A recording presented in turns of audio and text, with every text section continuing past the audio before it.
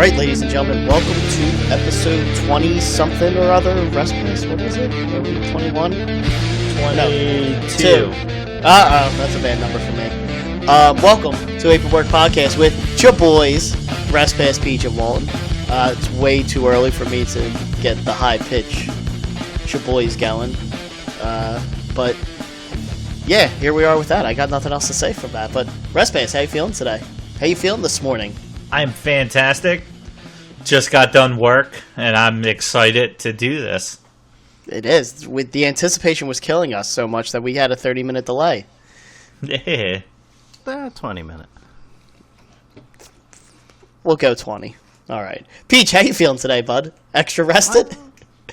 No, not at all. Pretty tired. That's fine. You can sleep tonight. All right, thanks. I appreciate it. Hey, no problem. Yeah, so this week's episode is going to be... Well, I think this is the first time we are recording and releasing on the same day. So, that should be great. Yeah. Or we're going to try to. Yeah, we're going to try to. Expect this episode to drop on Friday. Of next week. Oh, man. No, but we are doing... And so, joking aside, Peachy was a little bit late this morning. And we couldn't start this episode without him. Because this is the third edition of the Peach Pit. I was trying to think of a fun name like Return of the Peach Eye or... The title will be Dream Warriors, by the way. Dream Warriors? Yeah. Name that movie. That's not this type of podcast. We podcast and we know things, alright? It is the third A Nightmare on Elm Street. Oh, I don't like those scary movies. It was going to be Rise of the Machines. Okay. So, in case you were wondering. But I really... Can we just make it Dream Warriors now? Oh, it's in there right now, waiting. It's Peach Pit 3 Dream Warriors. Yes. That's great. So that's a really good tag team name. It is. The Dream Warriors. Yeah, that would work. So, we kind of preempted this episode a little bit with what we were first going to discuss. So, when was this? Was this last week's episode when you brought up the pipe bomb, Peach? I think it was before when we were just talking. Yeah, I don't even know if he said it on that episode. Okay. Well, we talked about it at the end. Yes, we did talk about it. So, you were asking us, what does the term pipe bomb mean? Well, not like you brought up the CM Punk pipe bomb, and I didn't know if you were referring to a move or whatnot. Like, I knew about his sit down and him going off, but I didn't know they referred to it as such. They do. So, yeah, that is the one thing that is kind of synonymous with that kind of started a trend, which is actually kind of annoying now. Because of, and Mike, you can probably agree with me on this one, RestPass. I mean, basically, anytime anybody says anything seems like it's crossing the line between scripted into reality, it's a pipe bomb. Oh, yeah. Yeah, breaking the fourth wall. Yeah, exactly. AJ Lee has had a pipe bomb. Paige has had a pipe bomb. The Miz has had 7 pipe bombs. Well, the one thing I will say, the Miz's rant against Daniel Bryan on that episode of Talking Smack, I think has been the closest we've gotten to the next iteration of the pipe bomb from Punk. Yeah, I would say so. That's probably the closest thing. Yeah, but even that, that's not even up there with Punk's pipe bomb. Yeah, that was like the Miz's thing with him and Daniel Bryan. You kind of went like, wow, but you weren't like that caught off guard by it completely. You were like, oh crap, like it wasn't like he came out and started insulting the whole company and all, like in a wider range thing like CM Punk did. Where when Punk started doing it, you're like, well, where are they going with this? And then you start hearing them mentioning names that haven't been mentioned and WWE programming, and then talking about Vince McMahon dying and all this other stuff. You're like, I'm not sure if this is real or not. And then you're like, but it has to be scripted because they would have cut him off by now. Yeah. And then they eventually do cut him off, and nothing else has been done quite like that. So, Peach, have you listened to like the whole thing? Like, obviously, I almost know it word for word. I may have seen it once the whole way through, but all right. So, the big reason why I guess it's called the pipe bomb, just to kind of backtrack a little bit. I know we kind of jumped into the recent stuff with The Miz, but it's called the pipe bomb because basically Punk sat on the stage and he broke the fourth wall through the entire thing.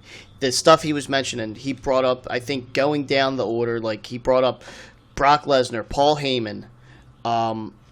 He made fun of The Rock, like he was generally annoyed at The Rock because he had already had the main event at WrestleMania. And all that stuff's like, all right, that's kind of real. It's like, all right, the Lesnar and Paul Heyman thing, they've worked with the company before, probably still on good ground. But then he mentioned Ring of Honor and New Japan, to where I'm like, that's when I was like, what? Those names never got mentioned on WWE TV. And especially at that time, you get it more now, so just because of the indie town that's being brought in. But it's still not even on. The closest you get to a New Japan reference is whenever somebody's fighting Lesnar. I think when Styles was fighting Lesnar at like Survivor Series last year, 2 years ago, whenever it was, they brought up how they were both IWGP Heavyweight Champions. Or like, I don't know if they brought up that specific title, but they said, AJ Styles won the same championship that Brock Lesnar won in Japan and things like that. And then to go even further, he does make a reference to breaking the fourth wall, just looks at the camera and waves. He says hi to Colt Cabana, who got fired from WWE a few years ago, but wasn't even known as Colt Cabana in WWE. And then, like you said, he went down on the Vince McMahon dying thing, and just brought up a lot of like very real things that the quote-unquote internet smarks knew all about and just flipped shit. And then, after that, the reception that it got from like ESPN, like I think he was on Jim Rome, or Jim Rome wanted him to come on to discuss it. He made major headlines for that speech outside of wrestling circles. And that's where it just blew up. And then they just ruined that entire fucking segment. I mean, they had him win the belt at Money in the Bank, which is one of the best matches I wasn't there live, but watched it on pay-per-view. They have him come back too fast, and then the Summer of Punk just kind of dwindled down after that, which was real shitty in my book. Yeah, I think it happened too quick. Like they didn't let that whole storyline draw out the way it should have drawn out. I wish they would have had him off TV. Like, so they took him off TV for 1 week and redid the whole WWE Championship thing. Rey Mysterio won the tournament. Cena invoked his rematch, and that was like in week 2, and then Punk returned that second week. Yeah. I wish they would have kept them off for a month. Yeah, I wish they would have had a month-long tournament culminating at a pay-per-view and almost end that next pay-per-view that same way they ended that Raw. With the music playing, with the cult of personality, he had never come out to it before, and you're like, wait, what? Who is this? Like, what the hell is going on? And then you see it's Punk. And that's what they should have done in a month, and they squeezed it into 2 weeks. I think the only reason why they had to do that was because of SummerSlam. Because I think it was Money in the Bank and then it was SummerSlam. So they really didn't have a breathing room option because you couldn't do a reveal like that at not one of your majors. But couldn't you have done that the Monday before SummerSlam? You could have, yeah. You definitely could have. Like maybe even have him come out at the beginning of that night, and then the night is almost like they're scrambling, like, oh my god, what's going to happen? And then they say, you know what? Cena's the champion, you're the old champion. Match at SummerSlam. And I know it doesn't give enough build for it, but the storyline was him leaving. Like, he was showing up at the Cubs game with the title, even though he was, quote-unquote, not with the company. I think at my work, one of our systems lets you, like, choose, like, it did, like, a profile picture or something. My profile picture is that Monday night after he won the title, the Phillies were in Chicago, and it's Cole Hamels and CM Punk holding the WWE Championship belt. Love that photo. But that's where kind of the pipe bomb phrase came from, Peach. Just kind of go back to... So, wait, the company kept him until his contract was done? So what after happened... he did that? What happened prior to it? Man, this is taken away from the pipe bomb episode I want to do at some point. Yeah. Yeah. Oh, well. So what happened beforehand was CM Punk's contract was legitimately about to expire. He had signed an extension or something that he would last through Money in the Bank pay-per-view on July 19th. July 19th, he won the title. He had already signed the contract extension before that, but I think he signed it that day. So I don't think it was like months in advance they were playing this. I think he legitimately signed his contract extension that day. It was like a 5-year contract. And then he won the match. But then he was like airing his grievances beforehand, which is what the pipe bomb was, and then he just kept on building up on that, like all these grievances airing out. Yeah, making demands week after week. Yeah, meeting up with Vince McMahon, saying what can we do to keep you here, and it was legitimate stuff being shown on TV. Maybe not to the extent that they were doing it, but yeah, it was. Like I don't think CM Punk wanted a private jet per se. Yeah, but he probably was pushing for ice cream bars again. And I think with how well received that was and how big that was, he made himself a lot of money on that pipe bomb. I guarantee it. I mean, I think he got as much money as he possibly could have purely from the attention they got from that. WWE lost money too by not doing ice cream bars, I think. They still should do ice cream bars. I think they do. I think New Day's got something. I thought, but it's not the same thing. I think I remember the people like petitioning that company that made them, and they were like, "It's not coming back." I say they just make something similar, find a new company. I agree. So that is the pipe bomb, Peach. Many try to replicate it, but no one. You were talking about the Miz's one on a podcast. Isn't that like a little like it wasn't on? Well, no, it was a post show. They had like a post talk show or whatever, and it happened on that after SmackDown.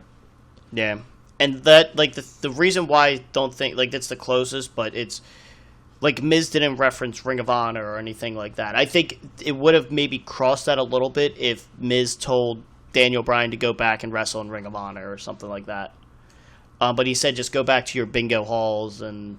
Kind of, the generic indie statements like that. And then he referenced, like he was the U.S. champion, I think, at the time, right? It wasn't Intercontinental. It was IC, yeah. It was IC? Okay, but I remember, like, because he wasn't on that episode, and he was basically airing that out at the time. Like, how do you have the Intercontinental champion not even in a segment on SmackDown? Like, I'm doing things for this title, and you completely missed even putting me on TV. Yeah, I don't know if they announced it yet for SummerSlam. I'm not sure if they did, but that is the match that match should headline SummerSlam. I read a rumor that they think that it might not even be at SummerSlam. That something might happen at SummerSlam to further along. And they'll wait it out until WrestleMania. I mean, if they do, I think right now it's. I just hope they don't not give it at SummerSlam and then give it at some cheesy pay-per-view. That's exactly. I don't want to sell that pay-per-view.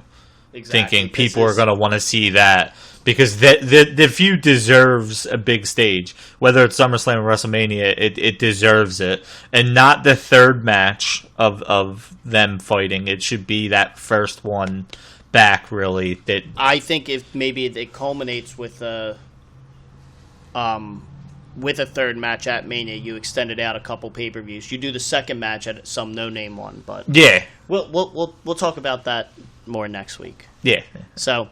Pete, and by the way, Walt, don't worry. The pipe bomb, we will do a pipe bomb episode in the future because I was purposely holding off on things that I know could further that conversation. So, Peach, you'll get more in-depth analysis on that in the future. And what wrestling fan doesn't love a pipe bomb episode podcast? No. Because I'm sure probably every other wrestling podcast out there probably has them. Nah, and we are a wrestling podcast. Yes, we are.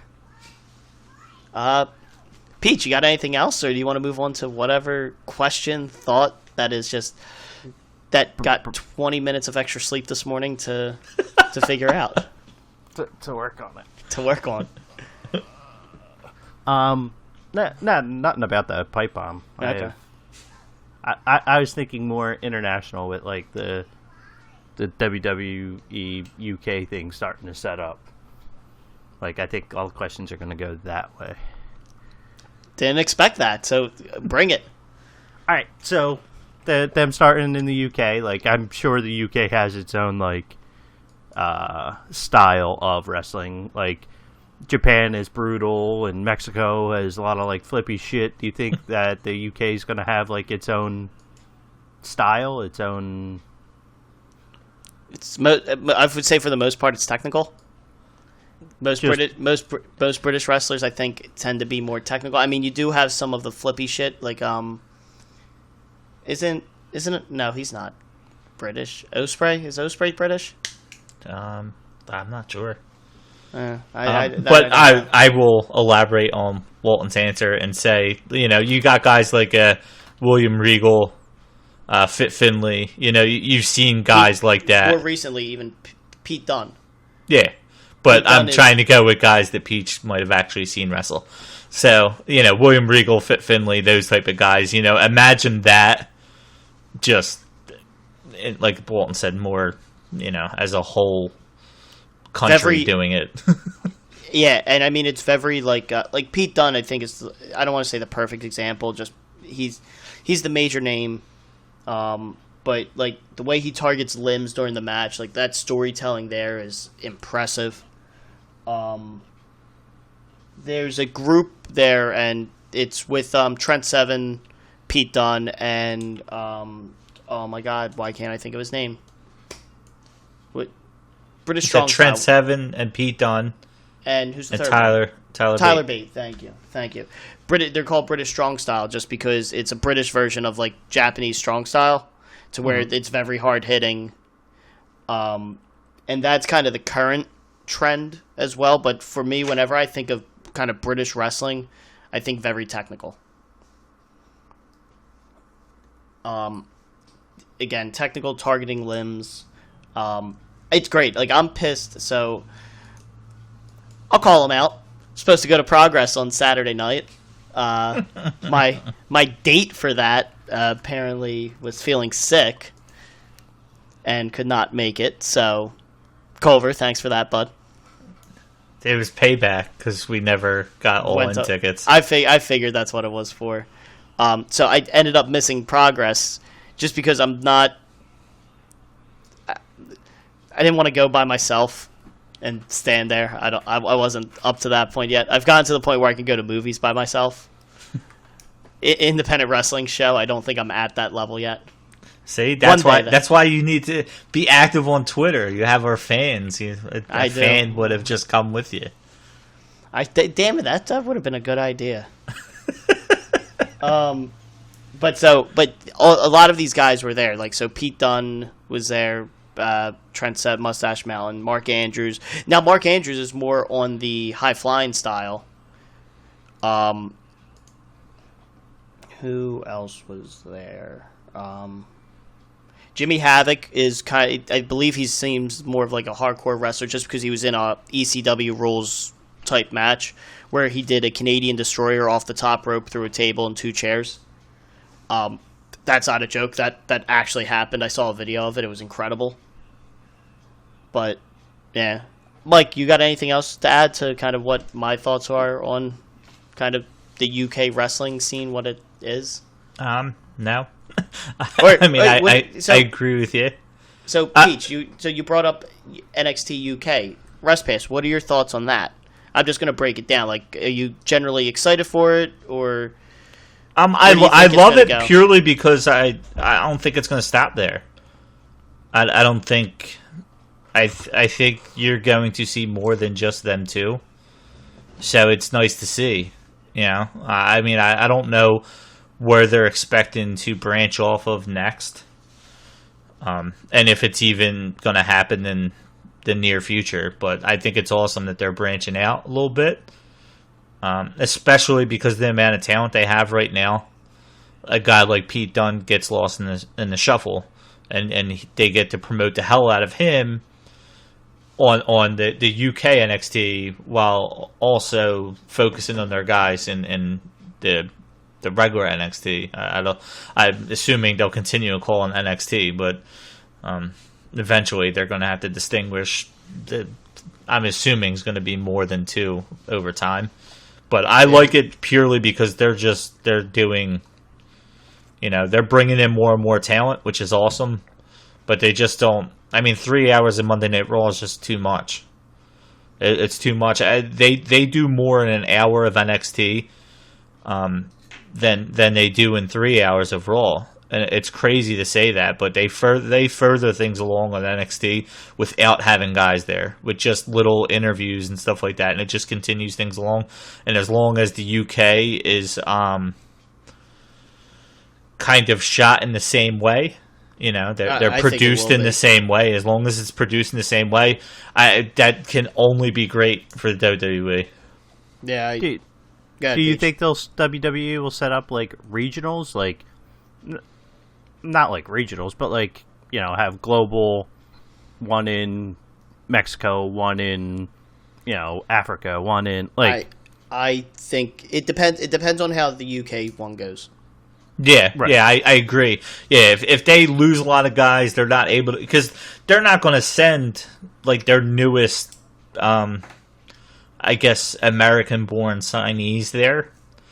So it kind of depends. They need a strong talent pool, and they have it. So so when we're recording this, they did the tapings for the first couple episodes of the NXT UK show. There's not many of the, at least that I remember, of the current, NXT roster over there. It's all, UK guys. I think maybe Noam Dar's there. I know he's bigger, more so in the Cruiserweight division, but he fits right into that NXT UK scene. Yeah. And that's what I'm hoping to see. Sorry to cut you off, Mike, but, that you now get some of that cross-promotion thing to where you have the 205 Live guys that are going over to NXT UK and stuff like that. And maybe even some of the Raw guys or SmackDown guys go over there and wrestle. Finn Balor. Finn Balor would be a great one to have over there, would kind of fit in right there, as a harken back to his NXT days. Yeah, but it'll be a temporary thing. It's not. But like you said, it's almost like what they did with NXT at the beginning, where they would send, Cesaro. He was down, had some nice matches down there. They would send those guys. Even Natty got sent down for the women's and stuff like that. It'll be nice to see, but again, it's all dependent on the talent pool. Mexico, I definitely can see, because Mexico. It's a problem with the 205 Live a little bit, because obviously Mexico is going to be a little bit more lucha libre. But I mean, you got Japan. I mean, it all depends on New Japan and everything that's going on there. But if they start kind of poaching guys from there, they already have now Japanese wrestlers.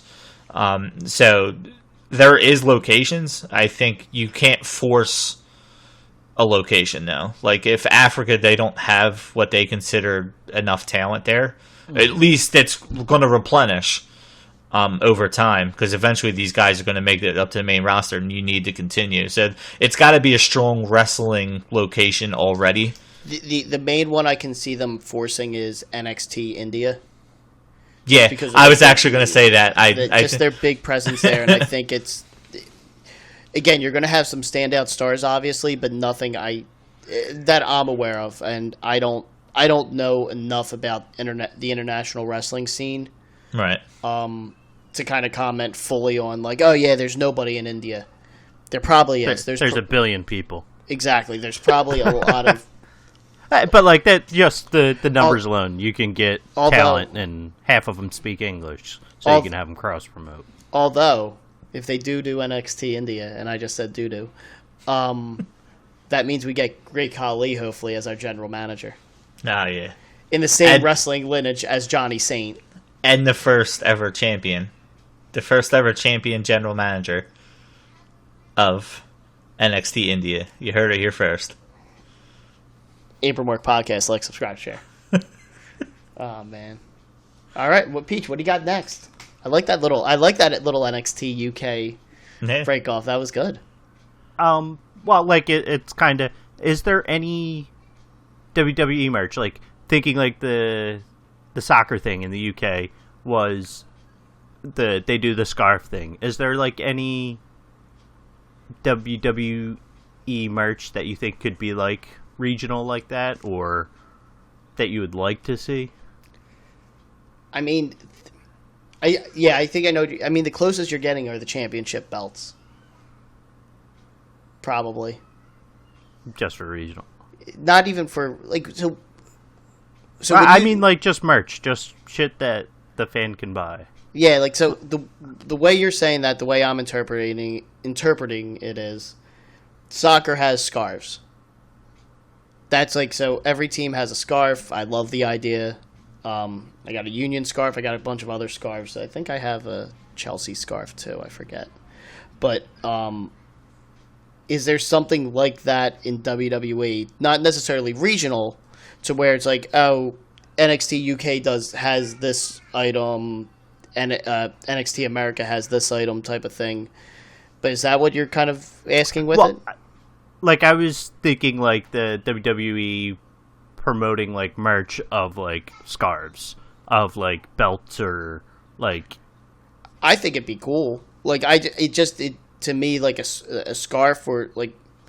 I don't want them to... Like, I don't want the scarf to be the wrestling thing, because that's a soccer thing. Mm-hmm. I think it's all going to be dependent on what's big in those countries, though. Like, I don't know what sells big at UK in the UK. I don't know what sells big. My guess is they're going to target their merch to them, not really force it to us. If that makes any sense. I think I know what the merch. It's going to be beach balls. Oh yeah, beach ball mania. Yeah. No, I don't think you're going to get in wrestling in general. I don't think, and RestPass, correct me if I'm wrong, but I don't think there's really a merch that is signified with wrestling other than the championship belts that people bring. I mean, you get signs. I mean, that would be the big thing, is like people making their homemade signs to bring to the arena, but that's not something that's like sold or anything like that. That's not merch. Like I seen scarves, like in Japan, I always see people holding like scarves up. Like they look like bigger, because the one that always looks to mind is Omega's scarf, where it's goodbye and good night, where that always gets held up during his match. But yeah, WWE merch, they're just going to capitalize on whatever's popular. Themselves.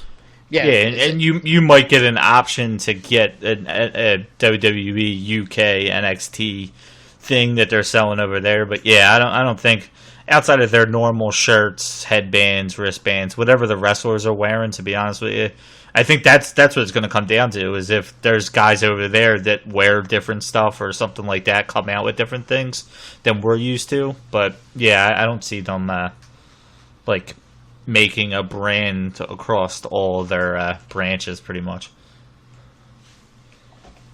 Is there any merch that you would like to see WWE make? Not even for like UK, just here. I've actually, it's going to sound funny, but I was actually looking, because they have sales on WWE Shop, which they have Nexus shirt for like $6, but it's only a small, and I have not been a small since I was 6. So, but the one thing I would love is they have the plates. Obviously, they sell the plates for the side, which they already do. I would love it if, because they basically give it out every championship. You know, the Astros won a championship, and they had the plates with the Astros on the side. You know, they sent them a belt. The Eagles got one. I would love it if they sold, even if it was just a temporary thing, like the Eagles side plate because they won the Super Bowl. You know, the Astros just capitalize on the team that just won the championship, make it a temporary thing, even if it's just a month afterwards. But I always keep an eye out for that because that would make me want to buy a real belt, to be honest with you, so I can put the plates on the belt. And those belts are outrageously priced. I mean, they're like 20% off now, and I was like, I'm curious how much they are. They're like, what, $2,000? Like the real ones, the real titles that they sell.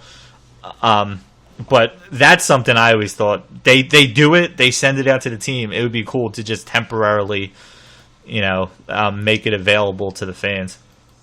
Yeah, I don't know what kind of I don't think there's a specific merch item. Like, I wouldn't mind, so we brought up scarves. Like, if they had, kind of cool scarves that were more consistent. Like, so WWE, they throw shit at the wall for every piece of merchandise. I'm looking at Finn Balor on there now. There's a Finn Balor beer koozie we could get. There's a duffel bag. There's a lunch cooler. A pen and eraser, or a pencil and eraser set. Yeah, that's back to school. There's a bunch of different back to school stuff on there. So, RestPass, they have a pin. They have a pin if you want it. Yeah, no. I told you I'm not getting into the pins that hardcore. Yeah, for me, the merch is so I'll buy I bought a bunch of shirts that I don't even really wear anymore just because they were all on sale. I remember I got WWE shirts are expensive. They're usually good quality too. But, I got, I think, 8 shirts for $80 or something like that. And that's where I'm just okay, those are good deals if I wear them a couple times. Or, I'll wear them if I'm, moving something or cleaning or something like that. But, because I only like wearing, wrestling shirts, if you can't necessarily tell it's a wrestling shirt. Yeah. If someone gets it, they get it. And that's awesome.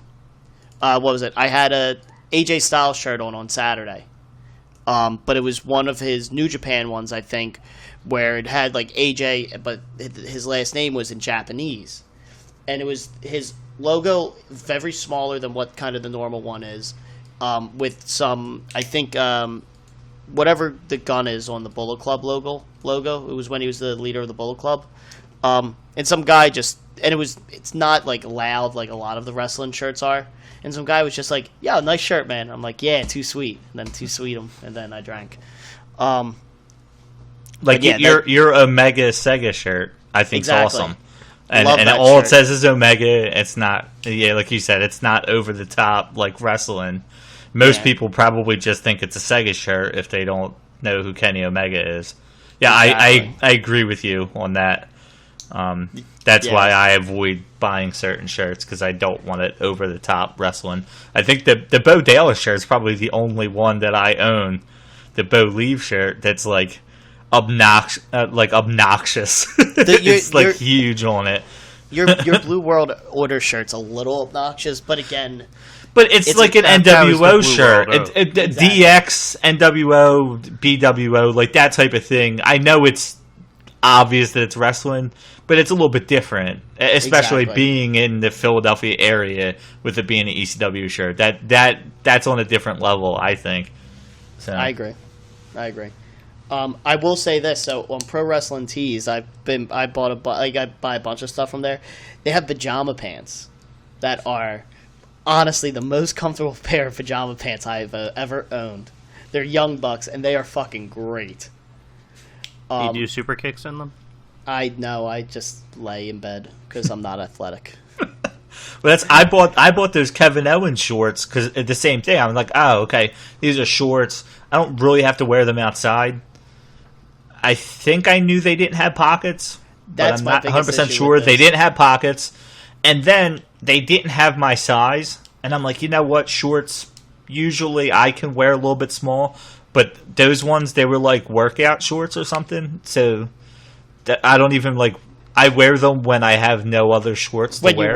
When you work out. Yeah. When I work out in my sleep. But I can't. Yeah, there's not merch is weird for me. I buy T-shirts and stuff. But that's there. I will say one piece of merch I do I wish I would have bought a while ago is Pro Wrestling Tees. They did the custom made Chuck Taylors. they did a Bullet Club one or no, I think it was an Elite one, just Omega and the Bucks, like pair of like custom made Chuck Taylors, and I wish I would have bought those. Like they look like when I looked at them after they were already sold out, and I had an opportunity to buy them, and I didn't. And I'm like, man, those would have been really cool sneakers just to wear to kind of wrestling events. They were over the top for sure, but they were still decent enough that it wouldn't have been. I wouldn't have gotten made too much fun of. Yeah. So, Peach, is you there any? You would have had shoes that you only wore to wrestling events. Yes. I feel like sometimes with shoes, though, you can get away with shoes. They're not so in your face if people aren't looking at your feet. Well, people obviously look at my feet all the time. Yeah. So, They don't want to look at your face. Peach, is there any type of merch you like? No, but I would like to see, like, I have a lot of college football stuff. Like, I would like to see, like, just more diversity in what's out there. Vuvuzelas. Yeah, WWE Vuvuzelas. Get them beach balls. Just anything where the crowd can take away from the show. I think the WWE should have more of that. So it's funny that we're talking about this because it reminded me. I wanted to. So for St. Patty's Day this past year, I bought. WWE did a release of like their current shirts in like green and orange. Well, they did the Finn Balor for Everyone shirt, except it was a green shirt and the like part of the lettering that he has written as over in a different color on the other shirt was like orange, so it was like green, white, and orange, and it actually looked pretty cool for a St. Patty's Day shirt. Well, I bought it. It fit great. Loved the shirt. I got bleach on it while I was cleaning or something one day, so like now I'm looking to see if I can find another version of it so that I can buy another one again. I say you just tell us like if you found it, and that's what we do for the next 5 minutes. Okay. Now, like, I was thinking, like, because we have, like, I have a couple of collectibles, like the pop collectibles. Like, that, I think that there should be more licensed by WWE, even if it's not being sold by WWE. They have As a lot I said, of there's a licenses out lot. there. There's a lot. Yeah, they have, like, I have a bunch of WWE pops. I think Right, I know the pops and stuff, but I'm saying, like, office furniture and, like... They have that. They have chairs, because I almost bought I think an AJ Styles computer chair. Because I think it'd be funny to have, like, the announcer's chair, the announcer's table as, like, a desk. Like, there's so much stupid shit that they could just write their name on and get, percentage of. Of a sales, yeah. So, what is your next question? And since we are recording this early in the morning, and I have to edit this before I go to work, and I just looked at the time, Peach, one more question. Make it a good one. How much wood could a woodchuck chuck if a woodchuck could chuck wood? Is that Chuck Palumbo? Yes. Is it motorcycle riding Chuck Palumbo? Or Chuck from Billy and Chuck? Because that Chuck could chuck a lot of wood. If you know what I mean. I hate us. Peach, you got any more or? No, like just asking. All right. Well, thanks for coming on today. That's. Well, I was like asking like the international questions, and we kind of like got answered it that way when Mike went off onto like the Mexico and the Japan stuff. And I did like the India thing. I didn't know that WWE had a presence in India. The greatest Royal Rumble. Hold on. Yeah, well, I knew they did that, but like I didn't think it was. It was like. Yeah, I think they're getting like $200 million over 10 years or something like that to do events there. I think they made. I think I read something like $40 million off the Greatest Royal Rumble. But don't forget, they're all about the women. Yeah. No, I'm sorry, it wasn't India. Was it Saudi Arabia? Oh, you know what? I think you're right. Yeah, that is wow. Yeah, can we look this up, because I don't want to seem like a complete asshole and disrespect to. You already did. We already we already went point. Disrespectful. Yeah, you're not cutting that from this episode, because it just skips everything. So you've already disrespected a whole lot of people. So we'll just leave it at that. Yes, it's Saudi Arabia. Damn it. Yeah, I'm not cultured, so my apologies out there to anybody if we actually did offend anybody out there by getting these areas confused. Man, I do feel like an asshole now. All right, so we'll just leave it at that then, since Peach doesn't have awkward sign off and NXT Saudi Arabia / India. This is probably the most awkward sign off of the bunch so far. Man, so you really don't have any more questions, Peach? No, because I was thinking like international stuff, and then. All right, right now, off the top of your head, what's something you were thinking about with wrestling that you've always pondered? Why do they do apron work? I don't understand like why they forced that and started doing more of that. Walton tried to explain it the one time, but it looks hard. It looks much more hard hitting than just in the middle of the ring. Especially when the announcers sell it as, it's the hardest part of the ring. Because there's no...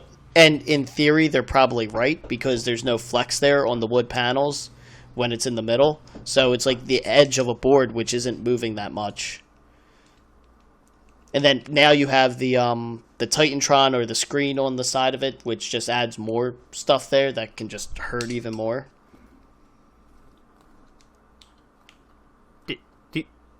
Do you think there's going to be any more like technology like that adding on to the ring,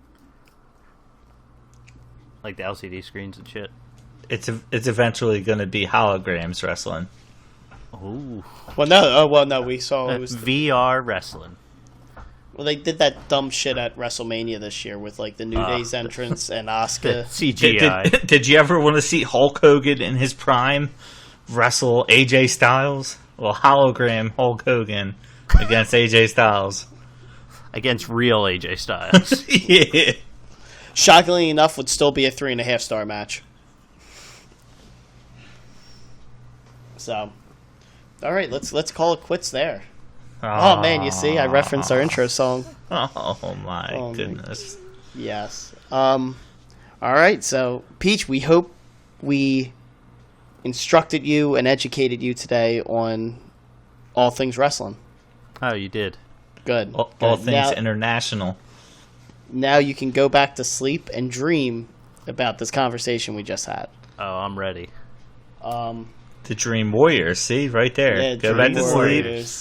So, with that being said, next week we are doing something a little bit different. So it's the week before SummerSlam, and we're going to do prediction episodes. Last time for WrestleMania, we did 3 separate episodes and released them all kind of on the same day at the same time. This time, we are aiming to release our 3 prediction episodes on 3 different days next week. Raw on Monday, SmackDown on Tuesday, and NXT on Wednesday for the SummerSlam weekend predictions show. The goal is also we're going to have special guests on each individual episodes. So we're really putting the production budget to work here for this week's episode. Oh, man. Yeah. We're going to have to cut back next month. Rest Pass's catering allowance has been slashed in half in order to get these 3 guests in. Yeah. And that's where a majority of our budget goes to. Yes, I'm sacrificing a lot. 3 bagels. Yeah. So. And the off chance, Walt, when you do this, there's probably a lot of lawn mowing going on in the background of my audio, as well as I can only assume a little 3-year-old girl tapping on the door constantly. So I just that's not a great visual. That was not meant to be as creepy as it sounded. Yes, can we say it is my I guess my future daughter-in-law or not daughter-in-law. Stepdaughter. Yeah, yes. I don't know how. My fiance's daughter. Okay, yes. Knocking on the door. Please spell that out. I just wanted to, you're probably going to hear a lot of like knocking going on, and it's not meant to be as creepy as that sounded. Yes, I yeah, agree. that was bad. This is what happens when we record at 8:00 in the morning. Yeah. So, but yeah, so we're going to do 3 separate episodes. So for everyone listening, make sure your automatic downloads are set, because we'll have a new episode for you 3 days next week. Oh yeah, 3 coming new at you episodes. fast and furious.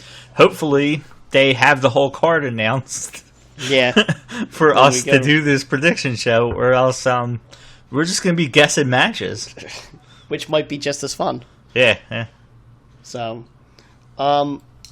with that being said, is there anything else you guys have before we bounce out of here for today? No, I do want to say I will say this on air in case anybody who's listening has a nice idea. I did plan on having our 3 special guests do predictions with us. Now, I would like some type of bet between them and us where their total amount of wins has to beat our average between the 3 of us. And Peach, I'm putting a lot of faith in you here with this. So we lost. I don't know. We lost. Hopefully me and Walton get enough right that we can pull up that average. So, I just need you to have an average amount right here. Well, but I don't know. We could discuss it if anybody has any ideas, since hopefully that Ronda Rousey bet will finally be fulfilled on the day of SummerSlam. So, if there's one thing my mom has always told me, it's that I'm below average. So yeah, we have a lot to look forward to. And Peachy's already lost 1 bet, so could he really lose 2? That's yes. Absolutely. So, all right. So, I guess we'll just sign off there. Thank you for listening, everybody. We hope you enjoyed this week's episode, and we will catch you thrice next week with our SummerSlam predictions. Until next week, guys. Catch you later. Dream Warriors. If you think you're getting out alive, you must be dreaming.